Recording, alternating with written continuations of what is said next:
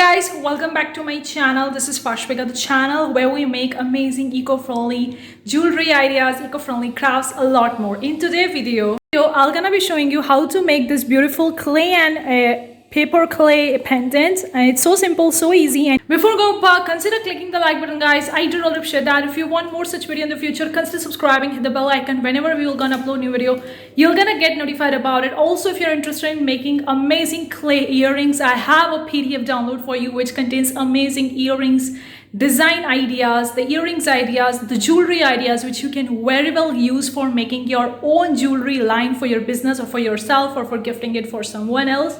It's so amazing and so unique. Clay earrings ideas is there in that PDF. I'm gonna leave that PDF link in the description box below. Make sure you grab that download. It's a PDF download. You can either take a printout of it, or you can use those earrings ideas and for your making your new clay earrings. The link is in description box below. Make sure you grab it out.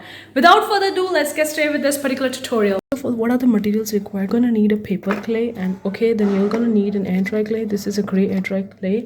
You're gonna also going to need a water. Then you're gonna need a working mat, a set of the instruments to work with, elastic thread,